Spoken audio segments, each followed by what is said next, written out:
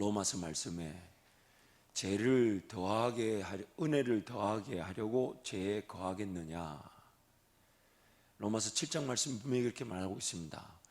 은혜를 더하게 하려고 죄를 짓겠느냐. 그럴 수 없느니라.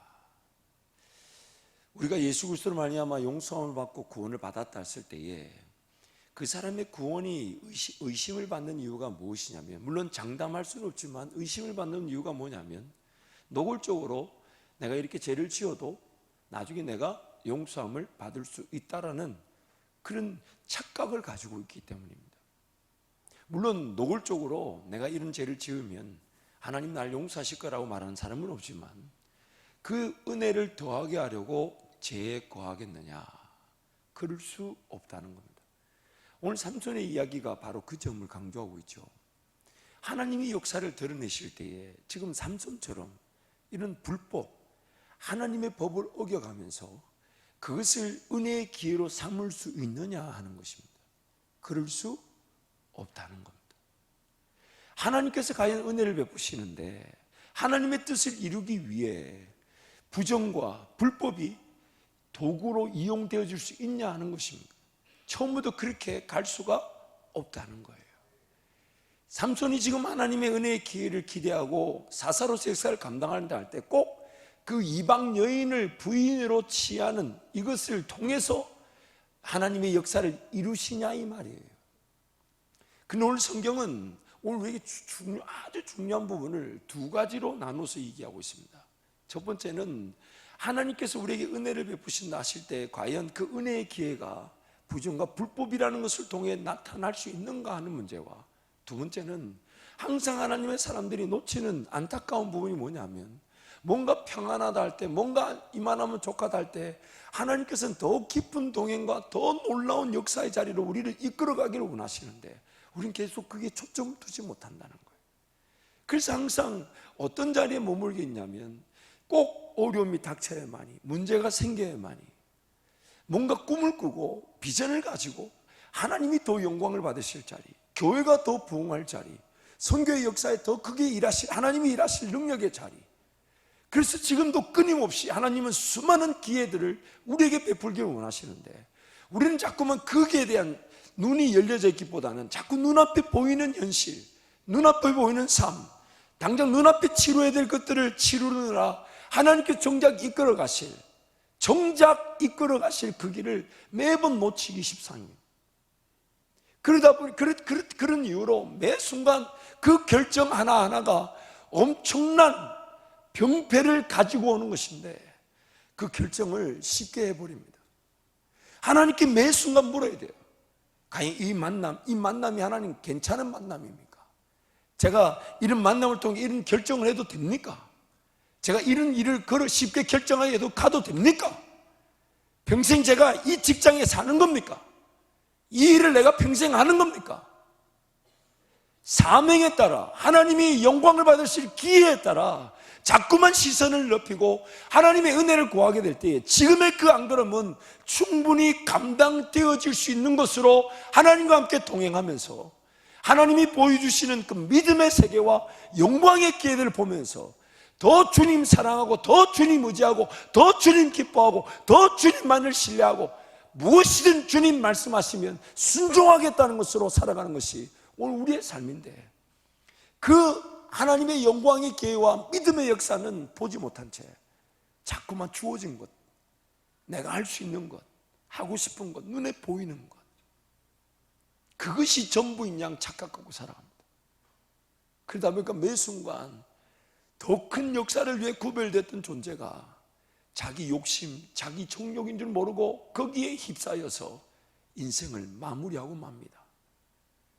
우리가 삼손 앞에 봤던 그런 사사들, 기도원을 시작으로 해서 입다라든지 입산, 돌라, 야일, 그들의 얘기를 한 문장이든 혹은 제법 긴 분량이든 하나님이 말씀하시는 뭐냐면, 이스라엘 백성들을 구원하긴 하셔야 돼서 사람을 세우셨지만 그들이 정작 주님과의 더 멀리 그 백성들과 함께 하나님이 더 기뻐하시려, 어쩌면 그들이 섬기고 그들이 살면 살아갈수록 그들이 자기네 삶의 터전이 넓어지면 넓어질수록 수많은 사람들이 하나님의 그 지배와 통치 영역 안에 들어오게 되고, 하나님을 몰랐던 이방인들도 하나님께로 더 달려나올 수 있는 기회가 되고, 하나님의 영광을 위한 은혜의 기회들이 세워지게 될 것입니다. 그래서 모세의 율법을 보면 이스라엘 백성들에게 법을 주신 거지만, 이방인들, 그 나그네와 객들을 향한 하나님의 분명한 예배 원리와 하나님의 백성으로 살아갈 기회들이 분명히 법 속에 존재하고 있습니다. 하나님이 지금 우리에게 원하시는 것은 단순히 이 세상 삶을 살아가는 것만이 아닙니다. 단순히 삶을 살아가는 것만이 전부가 아니에요. 왜 사냐 이 말이에요. 왜 사냐 이 말이에요. 왜? 내가 지금 이 땅에 구원받고 남겨져서 하나님을 예배한다 할 때 내 삶의 이유가 뭐냐 이 말이에요. 왜 사냐 이 말이에요. 하나님 그분이 살아계시고 2000년 전에 예수 그리스도께서 나를 위해 죽어진 것이 진리며, 우리 모두는 그 구원의 사랑에 감격하여 지금 예배하고 있고, 또한 하나님을 만날 날을 기대하고 있다면 오늘 우리 삶의 진정한 목적과 가치가 무엇입니까? 무엇입니까? 늘 두렵고 떨려야 되는 것이 삶이 아니라 내 먹고 마시고 있는 문제가 인생의 전부인 양 착각하게 만드는 이 타락한 본성이 두려움이 되어야 되죠. 기회만 있으면 하나님의 영광을 위해 살기보다는 나태해지려고 하고 안주하려고 하고 평안하려고 하고 이만하면 족한 줄 알려고 하는 그 인생이 부끄러운 것이고 그 인생이 안타까운 것이지, 살면 살수록 하나님이 보여주시는 그 꿈과 비전에 헌신할 수 있는 것이 즐거움일 것인데, 그러다 보니 그 하나님 나라를 보지 못한 그 결과로 내 정욕 욕심인 줄 모르고 사로잡혀서 자기 이름에 그런 성읍들을 세우고 손자들한테 그런 나귀들을 줘가지고 그런 부와 권력을 누리게 하는 어처구니 없는 일들이 일어나지 않냐 이 말이에요. 더군다나 뭘 물려주려고 하고, 내가 없이 내가 어렵게 살았으니 너는 그러지 말라, 그러면서 자식을 망하게 할 수 있는 그런 어려움을 우리가 가지고 있다는 거예요. 영적인 우선순위, 왜 이 땅의 삶을 살아가냐 이 말이에요. 여러분, 하나님을 따라가지 않으면 무슨 일을 얼마나 당할지 예측할 수 없을 만큼 부지기수입니다. 내 마음이나 심지어 이 몸도 지켜지지 않습니다. 해야 되는 걸 알면서도 해야 되는 게 안 됩니다. 기도하러 가야 되는 걸 모르는 게 아니에요. 근데 자기가 막 이런저런 이유를 대고 피해버립니다. 통제 불능 상태가 되어버려요. 정말 안타까우면 그게 그거예요. 기도하면 됩니다. 기도하겠습니다. 기도하러 달려 나오시죠. 그럼 그 기도의 자리가 당연히 살아나야 될 텐데 그게 안 살아나요. 안 살아나요. 또 다른 방법에서 또 다른 어떤 그런 은혜를 구하며 다가가고 이끌어줘야 되겠지만 왜 그런 일이 일어납니까? 왜? 물론 우리란 존재는 연약하기 때문에 그런 몸이든 마음이든 또 추락하려면 끝도 없이 추락할 수 있는 위기를 가지고 있지만, 하나님께서 늘 초점을 두는 게 뭐냐면 하나님 그분과의 동행과 그 임재에 따라 살아가는 것으로 내 삶이 지켜진다는 거예요. 하나님 그분을 느끼며 그분께 의지하지 않고서는 삶이 단 한 걸음도, 아니 꿈과 비전을 논하지 못할 뿐만 아니라 지켜지지 않습니다. 성도들 가만히 살펴보면 그래도 새벽에 꾸준히 나오시는 분들의 삶에 보면 그렇게 큰 굴곡이 없어요. 그러면서 하나님 어떤 은혜의 기회를 주실 때마다 마치 기름에 서서히 스며렀던 장작이 불이 나는 기회가 만나지면 확 붙어버리듯이 그런 은혜의 기회에 쓰임받 되죠. 정상적인 규칙적인 말씀과 기도의 생활이 그것만으로도 행복해할 줄 알면 어떤 일이든 무슨 일이든 나타날 수 있는 것인데 그게 안 된다니. 그게 우리 머릿속으로 이 자리에 앉아 계신 분 중에 그 규칙적인 정상적인 말씀 생활 기도 생활이 필요하다는 걸 모르는 사람이 어디 있습니까? 근데 잘 안 되잖아요. 그만큼 우리란 존재가 연약한 거예요. 연약한 거. 제일 힘들 때가 언제입니까?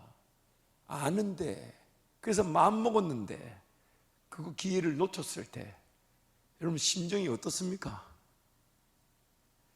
그런 심정을 느끼는 것도 어느 정도 살아있다는 증거인데, 이제 그 심정도 점점 많이 실패하다 보면 뭐 그러려냐고 지나가죠. 그렇죠? 아, 이번에 내가 반드시 특별 새벽기도에 내가 나가겠다 해놓고 첫날부터 실패해. 그러면 하루 종일 좀 찝찝한 마음, 제가 볼 때는 그거 당연하다 생각합니다. 사람이 양심이라는 게 있어야지. 그렇지 않아요? 그 다음날은 무슨 수를 쓰라고 해가지고 그 어떤 분이 그래가지고 목사님 제가 8시에 잠을 잤는데요, 그 다음날 또 못 일어났어요.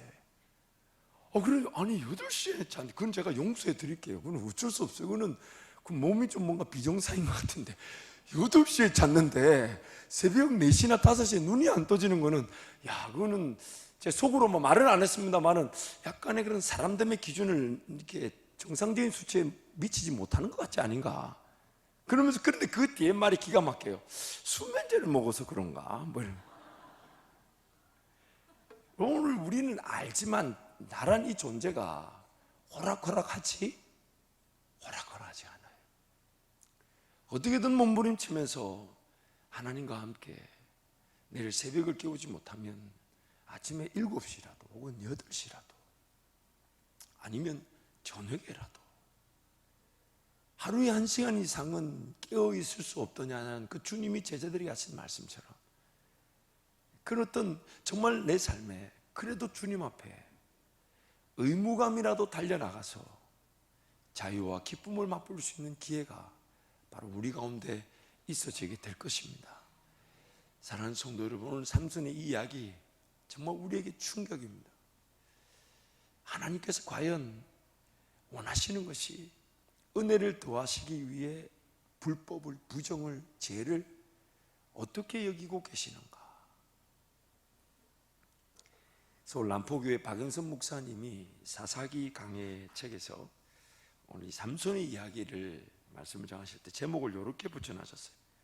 말이 안 되는 인생, 말이 안 되는 은혜. 참 재밌더라고요. 오늘 삼손이 본문 말씀 보면 이 사자를 찢어 죽인 장면이 나오죠. 자기가 좋아하는 그 블레셋 여인, 이방 여인을 치하러 가는 길에 사자가 나타나서 사자를 찢어 죽입니다. 그리고 다시 왔다가 다시 그 여인을 데리러 가는데 보니까 그 죽은 사자에게 참 이상한 일이 났어요. 벌들이 거기다가 벌통을 만들고 꿀을 만들었다는 거. 그런 일이 종종 있습니까? 제 생각엔 이거는 없는 일인데 하나님 뭔가 의미를 가지고 삼손에게 보여주신 것이고 오늘 우리에게 보여주신 것입니다. 하나님께서 삼손을 통해 일하시는데 하나님 그분의 역사를 우회적으로, 우화적으로, 그리고 상징적으로 보여주고 있다고 할 수 있습니다. 죽은 사자의 죽음에 벌떼와 꿀, 이것은 바로 죽음 속에 있는 생명의 역사를 상징적으로 보여주고 있습니다. 우리 가운데 일하시는 그 하나님의 은혜의 역사를 단적으로 보여주는 거 아닐까요? 죄로 말미암아 타락한 내가 여전히 죄를 지을 위기를 가지고 있고 그 시간에 하나님께 순종하며 따라가지 않았다면 세상에서 이리저리 방황하고 말았을 자들인데 성령 하나님의 그 강권적인 역사에 이끌려갔더니 죄를 피할 수도, 세상에서 방황하는 것을 피할 수도 없던 존재가 생명의 성령의 역사를 보게 되는 일들, 죽음 가운데 피어난 생명의 역사.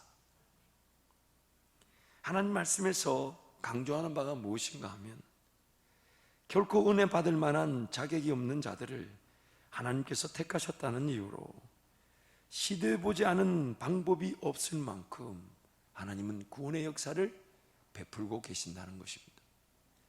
구약의 모든 역사를 보십시오. 정말 세울 만한 사람이 없는 중에도 하나님은 사람을 세우셔서 그 백성들을 구원하시더라는 거예요. 모든 사람이 하나님을 거절하고, 그래서 하나님이 이 땅에 사람을 지으신 것을 안타까워하실 만큼 힘들어할 때도 하나님은 노한 사람을 통해 다시 시작하시려고 그 땅을 물로 뒤집어 퍼보기도 하셨어요. 어떻게든 하나님 그분이 우리에게 그 은혜의 역사, 회복의 역사, 하나님이 여전히 우리 가운데 함께 하시며 구원하시지 못할 상황이 없고 환경이 없고 시대가 없고 베푸시지 못할 방법이 없고 능력이 없다는 것을 보여주시기 위해 갖가지 방법들을 시도해 보셔서 그 구원의 역사를 베풀어 주셨다는 것이 이 구약에 나오는 전체의 이야기입니다. 정말 어처구니 없는 행태를 보이는 존재, 정말 이해할 수 없는 모습을 보이는 존재, 뻔히 알면서도 해야 한다, 필요하다, 나에게 주어져야 된다, 내일 당장 그 일이 있어야 된다 알면서도 그것이 그대로 순종되지 않는, 어디 그것뿐입니까? 주님을 따라가야 되는 걸 알면서도 그 주님을 따라가는 것을 오히려 의도적으로 멀리하기까지 하면서 내가 하고 싶은 거, 내 편한 거, 내 눈에 좋아 보이는 대로 쫓아가고자 하는 것이 나라는 존재라는 겁니다. 그렇게 하나님이 큰 은혜와 능력을 베풀어 주셨건만 먹고 마시고 사는 것을 하나님보다 더 크게 보는 존재가 바로 나입니다. 죄로 말미암아 타락한 상태가 얼마나 처절하고 불행한 상태인지를 여실히 드러내고 있는 것이 바로 하나님 말씀의 증거입니다. 그래서 하나님 말씀이 성경 안에서 우리에게 주는 메시지를 크게 두 개로 나누어 보자면, 첫 번째는 하나님은 누구신가? 사람이 어떠함에도 불구하고 하나님 그분은 어떠한 분이신가? 두 번째는 하나님이 지으신 그 사람들은 어떤 상태에 있는가? 그 사람들, 그 존재는 과연 얼마나 타락하였고, 얼마나 부질없고, 얼마나 연약하고, 얼마나 쓸모없고, 살아가면 살아갈수록 차라리 태어나지 않았으면 좋았을 뻔했 그런 존재. 하나님 그분의 나라에 얼마나 자격이 없고, 얼마나 질이 떨어지며, 얼마나 배반을 잘하는지, 얼마나 어이가 없는지, 얼마나 말이 안 되는지. 여러분이 가만 계신다고 해서, 부인한다고 해서 부인되는 사실이 아니에요. 저와 여러분이 바로 그런 존재들이라는 것입니다. 지난주에 이미 말씀을 살펴본 대로 핍박과 지배와 억압을 당하면서도 하나님의 도우심을 구하지도 찾지도 않는 그런 상태에 머물 수 있다는 것이 우리에게 안타까움이에요. 억압을 억압인 줄도 모르고, 핍박을 핍박인 줄도 모르고, 죄와 사망의 권세의 지배를 받으면서도 지배인 줄 모르고, 더 심각한 것은 그래서 그 지배에 갇혔기 때문에 하나님 은혜를 구하는 것이 자명한데 하나님 은혜를 구하지도 않은 채 그러려니 하고 살아갑니다. 그러려니 하고 안고 갑니다. 그러려니 하고, 그리고 나중엔 스스로 이렇게 생각하죠. 이것도 은혜고 이만한 것도 보통 은혜가 아니다. 맞습니다. 은혜입니다. 보통 은혜가 아닙니다. 그럼 하나님이 보통 은혜가 아닌 그 은혜를 주시면서 이 땅에 왜 여전히 남겨두셨습니까? 왜 남겨두셨습니까? 80세가 넘어도 쓰임받을 수 있는 모세의 얘기나 갈렙의 이야기를 우리에게 해주시면서 도대체 우리에게 무엇을 원하시는 겁니까? 자기 소견에 옳은 대로 살다 보니 하나님의 백성이라는 그 정체성과 하나님의 백성이라는 그 분명한 삶의 자세를 완전히 잃어버리고 하나님의 도우심이 없이 그저 지배받는 대로, 핍박당하는 대로, 억압당하는 대로 살아간다는 겁니다. 그럼에도 불구하고 하나님은 그렇게 구하지도 않고 하나님을 찾지도 않는 그들을, 이스라엘 백성들을 국률이 여기셔서 삼손이라는 사람을 특별한 방법을 통해 막 세워가시죠. 마노아와 그 애 안에 성경에 보니까 분명히 아이를 갖지 못하는 자들인데 하나님 그들에게 아이를 가질 수 있도록 태의문을 열어주시고, 또한 그 불임 상태를 그들도 잘 알고 있었기 때문에 아이가 주어졌을 때에 하나님이 지시하고 말씀하신 그 당부의 내용을 지킬 수밖에 없는 상황을 하나님 이용하셔서 마노아와 그 아내에게 태에서 나옴으로부터 삼손이라는 아들은 하나님께 바쳐진 나신이라는 것, 구별된 자라는 것. 왜냐하면 중간에 쓸만한 사람을 찾으니까 평생에 그런 어떤 하나님께 준비된 사람이 없고, 중간에 쓸만한 사람을 뽑아서 쓰니까 나중에 자기 타락, 자기 욕심, 자기 정욕에 자기 성을 짓고 자기 자식들에게 재물을 물려주는 그런 어처구니 없는 사사들이 생겨나니까 하나님이 이번에는 제대로 정말 그 불이 많은 가정에 자녀를 주시면서 나신인으로서의 그 당부, 아이가 없던 그 마노아와 그의 아내 입장에서는 하나님이 기적 같은 방법으로 자녀를 주셨으니 하나님 말씀하신 나실인으로 기를 수밖에 없는 그 상황을 하나님 이용하셔서 자녀를 구별하게 하셨지만은, 부모들의 부족함이든 삼손 자체의 연약함이든 나실인으로서의 구별됨이 잘 지켜지지 않았을 뿐만 아니라 하나님의 역사에 따른 소명과 사명이 아닌 자기 이기적인 방법, 생각, 그리고 복수심에 따라 하나님을 이용하더라는 겁니다. 하나님이 지금 원하시는 것은 어떻게든 하나님과 더 밀접한 관계를, 또 하나님 앞에 구별되어서 하나님 마음을 이해하고 하나님 그분의 뜻에 자신의 모든 걸 걸 수 있는, 그래서 태에서부터, 그래서 아예 임신이 되지 않는 그 마노아와 그 가족들, 그 아내에게 기적을 베풀어 주셔서 자녀가 태어나게 하셔서 나실인으로 구별되기를 원하셨는데, 부모의 연약함이든 삼손의 부족함이든 그 나실인으로서의 삶이 제대로 구별되지 않았고, 나중에는 하나님을 자기 생각과 방법 그리고 복수심에 불타 이용하는 삼손의 모습을 우리에게 보여주고 있는 겁니다. 그런데 참 신기한 것은 그럼에도 불구하고 하나님은 삼손을 택하셨다는 이유로 자기 복수심에 하나님을 이용하는 삼손을 통해서도 블레셋을 처리하시고 물리쳐 주시더라는 거예요. 그래서 오늘 본문 우리 1절부터 4절 말씀 우리 한 번 더 선포합니다. 함께 갑니다.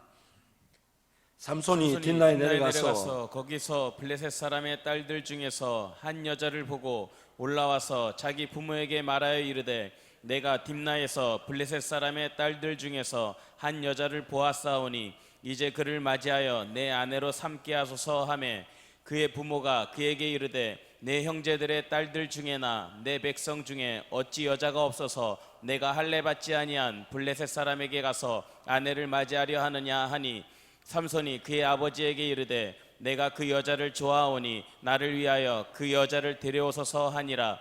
그때 블레셋 사람이 이스라엘을 다스린 까닭에 삼손이 틈을 타서 블레셋 사람을 치려 함이었으나 그의 부모는 이 일이 여호와께로부터 나온 것인 줄은 알지 못하였더라. 방금 읽었던 4절 말씀을 세번역에서는 이렇게 말합니다. 함께 갑니다.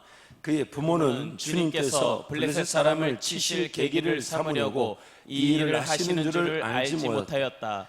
그때 블레셋 사람이 이스라엘을 지배하고 있었다. 삼손은 지금 해서는 안 되는 결정을 한 상태입니다. 나실인이기 때문에 그러하고 당시 법으로도 이스라엘 자기 민족 바깥 이방인들과 결혼할 수 없는 상태였어요. 그런데 지금 분명히 블레셋 그 이방인의 여인을 좋아해서 그 여인을 데려오려고 하는데, 여러분 자세히 보십시오. 하나님이 지금 그 상황을 그렇게 만드셨다는 게 아니에요. 하나님이 이스라엘 백성들을 블레셋에서 구원하시기 위해 삼손을 세우셨는데, 지금 삼손은 하나님의 방식과 하나님의 인도하심에 깨닫지 못하고, 또한 심지어 자기가 사사인데, 하나님의 백성 이스라엘을 구원할 사사인데 그 정체성까지도 정확하지 못한 상태예요. 그리고 그냥 자기는 자기 눈에 좋아 보이는 그 여인, 블레셋 여인을 아내로 맞이하려는 욕심밖에 없었어요.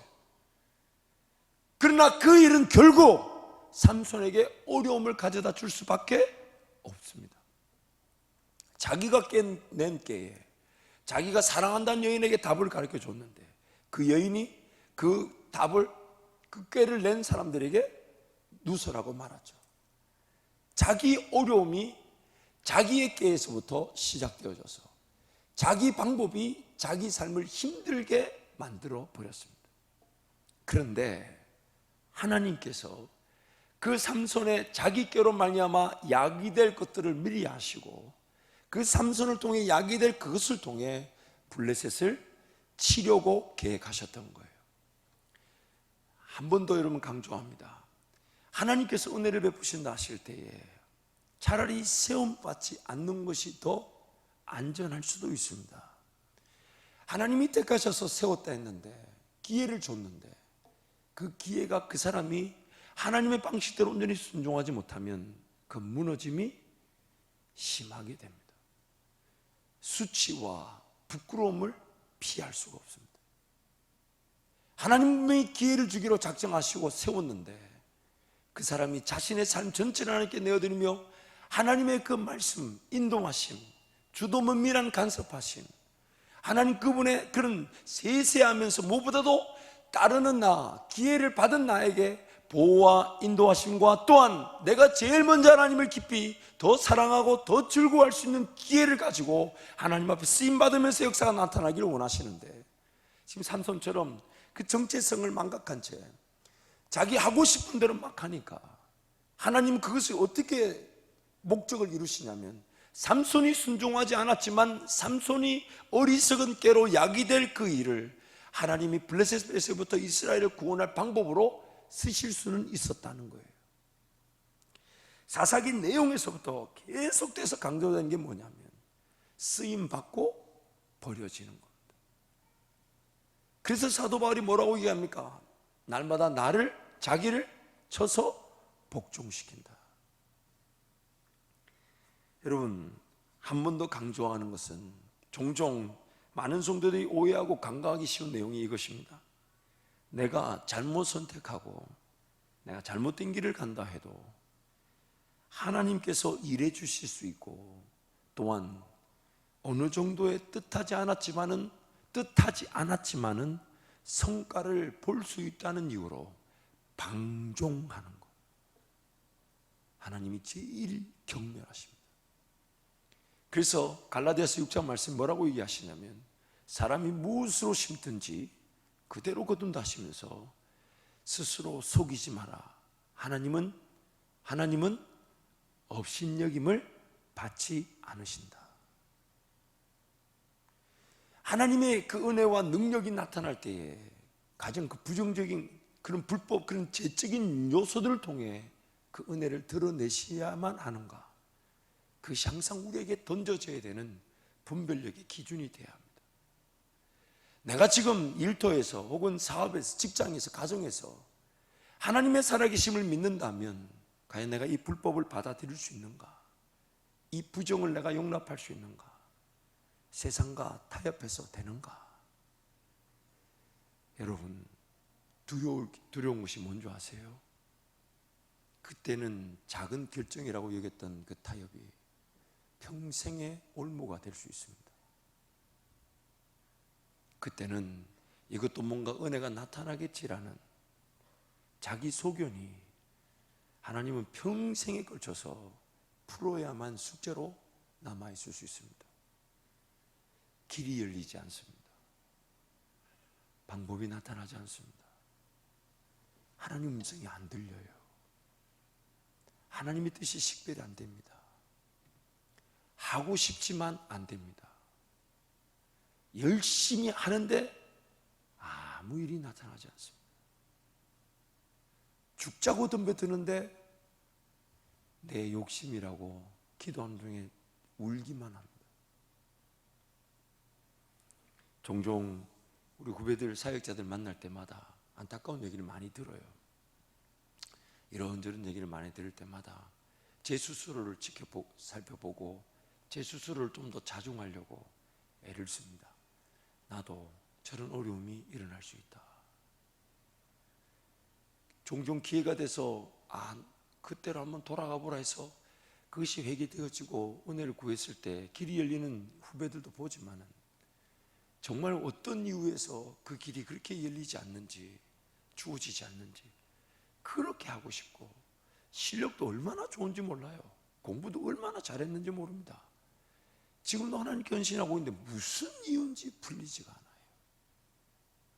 이번에도 어떤 후배 하나가 이번엔 거의 다 될 것처럼 얘기했는데 마지막에 그 교회에서 이상한 변수가 생겨가지고 자기 자신의 어떤 문제나 이 가오가 아닌 것에 그 교회에서 변수가 일어나서 틀어지게 되고 안 되게 되고, 이쪽엔 집은 내놨고 그쪽에 집을 알아보고 있는데 그렇게 틀어졌다고 연락이 와서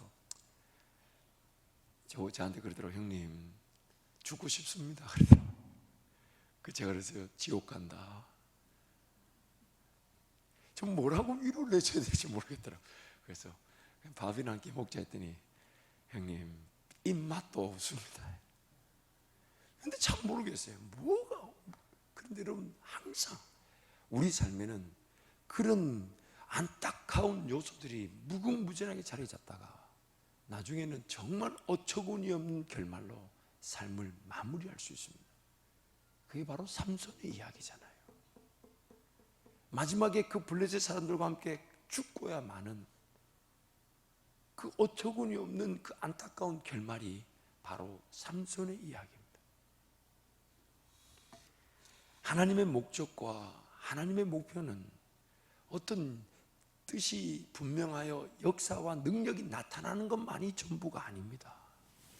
그 백성을 사랑하셔서 반드시 그 구원의 역사와 능력을 드러내시겠지만은 그때 세워질 그 사람에게 하나님은 오히려 그 사람에게 더 큰 기회를 주시는데, 그것이 뭐냐면 주님을 더 사랑하고 주님을 더 느끼면서 그것이 전문양 착각하지 않고 더 멀리 더 위대한 하나님 나라를 바라보며 날마다 자기를 쳐서 복종시키고 자기 스스로를 깨끗하게 만들고 정직하게 만들고 흠이 없게 만들고, 지금 죽으면 죽을지라도 온전히 내려놓을 수 있는 것들은 내려놓아 버리고 하나님 앞에 엎드려서, 그래서 우리 주님이 뭐라고 얘기하십니까?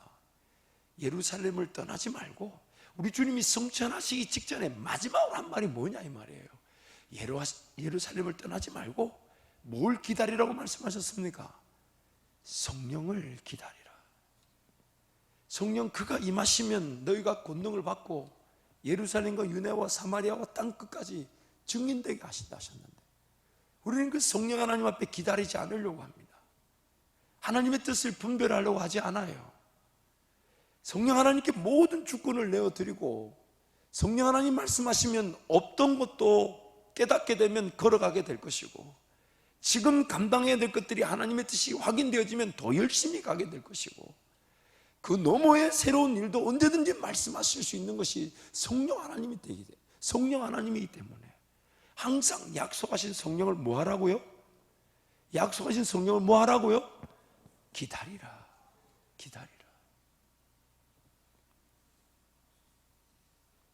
기회를 주시긴 주시지만 쓰임받고 버려질 수 있는 존재.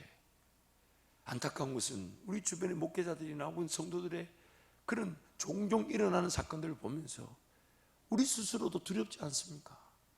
차라리 저 사람이 저렇게 넘어질 거면 기회가 주어지지 않았으면 더 좋았을 것인데, 저 목회자가 저렇게 넘어질 거면 차라리 그 교회가 부흥하지 않았으면 더 좋았을 것인데, 더 엎드리고 더 눈물 흘리며 더 주님 사랑하더라도 좀 더 규모가 작고 좀 더 하나님 은혜를 구할 수밖에 없는 상황에 머물러 있었으면 좋았을 것인데, 그런 얘기들을 우리 많이 보면 안 되지만 많이 보잖아요.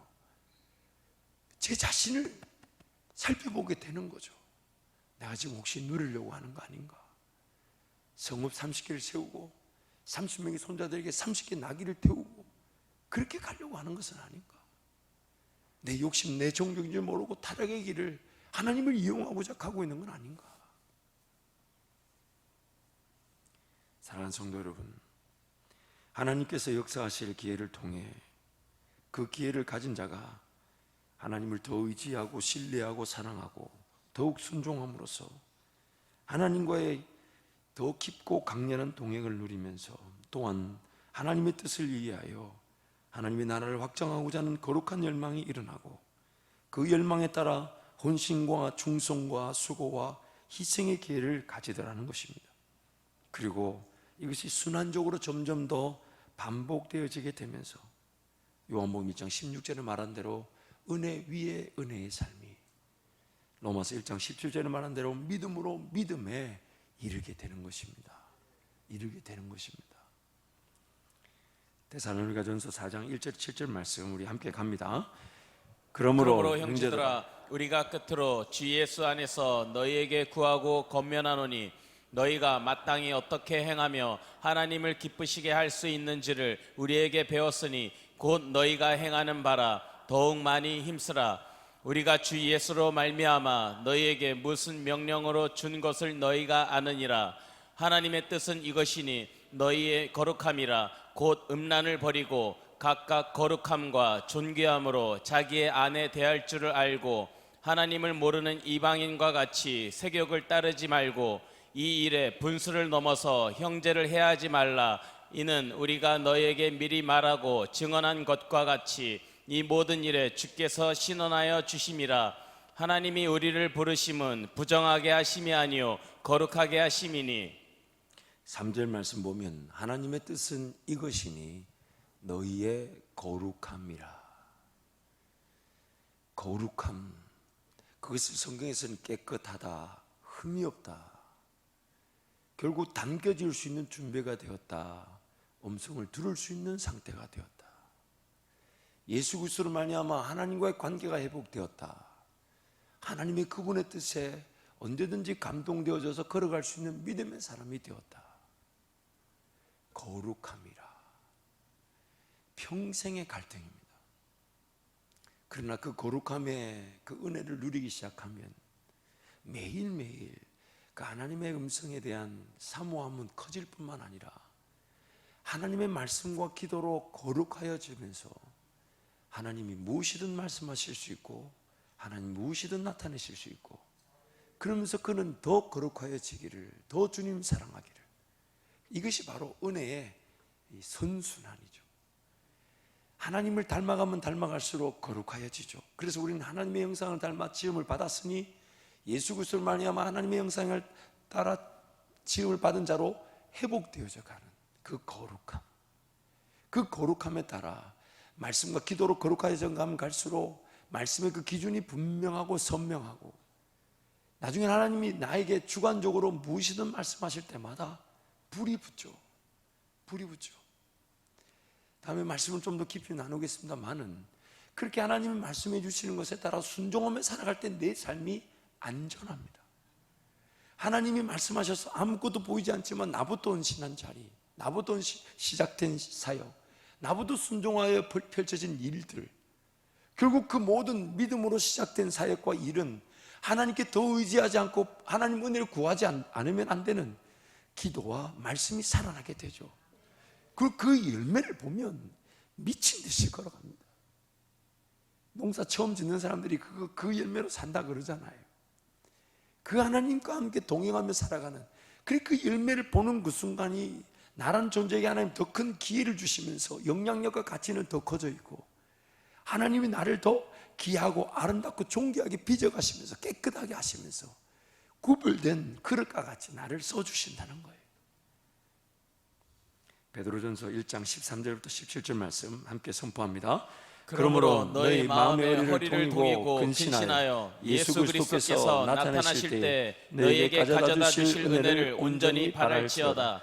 너희가 순종하는 자식처럼 전에 알지 못할 때에 따르던 너희 사역을 본받지 말고 오직 너희를 부르신 거룩한 이처럼 너희도 모든 행실에 거룩한 자가 되라. 기록되었으되 내가 거룩하니 너희도 거룩할지어다 하셨느니라. 외모로 보시지 않고 각 사람의 행위대로 심판하시는 이를 너희가 아버지라 부른즉 너희가 나그네로 있을 때를 두려움으로 지내라. 거룩하라. 내가 거룩하니 너희도 거룩하라. 히브리서 12장 14절 말씀 함께 갑니다. 모든 사람과 더불어 화평함과 거룩함을 따르라. 이것이 없이는 아무도 주를 보지 못하리라. 화평함과 거룩함, 이것이 없이는 아무도 하나님을 보지 못한다. 고린도후서 7장 1절 말씀 함께 갑니다. 그런즉 사랑하는 자들아, 이 약속을 가진 우리는 하나님을 두려워하는 가운데서 거룩함을 온전히 이루어 육과 영의 온갖 더러운 것에서 자신을 깨끗하게 하자. 거룩함을 이루면 자신이 깨끗하게 되는 것입니다. 요한일서 3장 3절 말씀 함께 갑니다. 주를 향하여 이 소망을 가진 자마다 그의 깨끗하심과 같이 자기를 깨끗하게 하느니라. 깨끗하여지기만 하면 여러분 학벌이 중요하지 않아요. 여러분 얼마나 가진 재물의 크기나 양이 중요하지 않습니다. 능력이 중요하지 않습니다. 실력, 인맥, 지연 아무 관계지 않습니다. 다시 한번 강조하지만 어제까지 감옥에 있던 자를 오늘 국무총리로 세우시는 분이 하나님이십니다. 하나님이십니다. 그 일이 나에게도 일어날 수 있다는 것이 성경의 선포입니다. 그리고 이 자리에 지금 말씀을 전하는 저 역시 그러하고요. 저 역시 그러하고요. 제가 생각해 보니까 그때 그 교수님이 참 예언을 제대로 하셨어요. 저한테 그러셨어요. 어딘가에 나를 써달라고 말하지 말고 하나님이 어딘가에 어디든 세우시거들랑 최선을 다하되 저한테 그런 얘기 하셨어요. 15년만 좋은 리더십을 만나길 기도하고 그 리더십 아래서 훈련을 받고 무조건 인내하고 무조건 순종하고 무조건 참고 무조건 견뎌서 하나님이 극적으로 길을 여셔서 가자 하실 때까지 머물러 보라고. 15년 뒤에 반드시 김 목사의 자리가 나타나게 될 거다. 그러시면서 이제 요셉의 13년 만 14년 그런 종살이했던 감옥에 던져졌던 시간들, 또 사도 바울이 예수님을 만났지만은 자기 고향에서 약 14년 머물렀던 그 시간들을 저에게 얘기해 주셨죠. 제가 그 얘기를 듣고 만 15년이 지났을 때에 그분 예언을 하나님께서 선포한 대로 들어주셨는지 몰라도 우리 교회 후임 목사가 됐었습니다. 하나님은 지금 하나님 그분과의 그 동행, 하나님 그분을 의지하고 그때 그 순간에 최선을 다하면 사실 그 15년의 제 개인적인 시간을 보면 그리 큰 열매는 없었어요. 그냥 할 수 있는 일에 하나님이 은혜를 주셨고 하고 싶은 일이 될 수 있도록 불쌍히 여겨주셨고 또 그 영혼들을 사랑하는 마음에 그들을 세워가는 많은 수는 아닐지라도 그들을 세워가는 기쁨을 주셨는데 그것이 훈련과 단련의 기간으로 지나니까 때가 되니까 제가 더 주님을 더 사랑할 수 있는 자리, 제가 더 주님을 의지할 수 있는 자리, 그게 제 기도 제목이었는데 대한민국에 볼 때 우리 한밭 제일교회 말고는 그런 자리가 없는 것 같아요.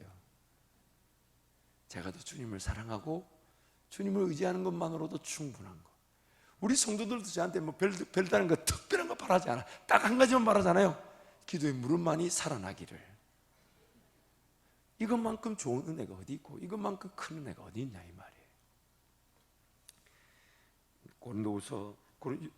죄송합니다. 에베소서 1장 3절 6절 읽고 마치겠습니다. 함께 갑니다. 찬송하리로다. 하나님 곧 우리 주 예수 그리스도의 아버지께서 그리스도 안에서 하늘에 속한 모든 신령한 복을 우리에게 주시되 곧 창세전에 그리스도 안에서 우리를 택하사 우리로 사랑 안에서 그 앞에 거룩하고 흠이 없게 하시려고 그 기쁘신 뜻대로 우리를 예정하사 예수 그리스도로 말미암아 자기의 아들들이 되게 하셨으니 이는 그가 사랑하시는 자 안에서 우리에게 거저주시는 바 그의 은혜의 영광을 찬송하게 하려는 것이라. 3절부터 6절 보면 5절 6절은 분명한 목적이 있으셔서 우리로 하여금 예수 그리스도 안에서 자기 아들들이 되게 했다 5절. 그리고 6절에서는 그 자기 아들들이 하나님의 영광을 찬송하게 될 것이다 라는 궁극적인 목적을 얘기하는데 3절 4절 보면 그래서 그들을 위한 분명한 계획과 목적이 뭐냐면 거룩하고 흠이 없게 하시려. 거룩하고 흠이 없게 하시려. 오늘 저와 여러분의 삶에 하나님의 최대 관심은요, 삶을 어떻게 살아가야 될지, 무엇이 필요한지, 무엇이 있어야 되는지 그런 게 중요하지 않습니다. 내가 지금 하나님 그분이 나를 만져주실 것에 대한 기대감으로 매일 내 삶을 깨우고 하나님을 바라보고 있는가? 하나님 말씀의 그 즐거움, 그 기쁨에 사로잡혀 있는가? 의무감으로 해야 된다는 마음으로 달려나온 기도의 자리이지만 하나님 나를 만져주시고 위로하시는 그 기쁨으로 이 기도의 자리로 나아가고 있는가? 천국 가도 이 기쁨은 변함이 없습니다. 천국 가도 우리의 영원한 찬양은 변함이 없을 것인데 이 땅에서 저와 여러분이 그 영원한 찬양을 날마다 부르면서 쓰임받고 버려지지 않고 쓰임받으면 받을수록 주님 더 사랑해서 더 크게 쓰임받기를, 더 놀라운 길을 걸어가기를 축복합니다. 이 시간 한번 동성으로 기도하겠습니다.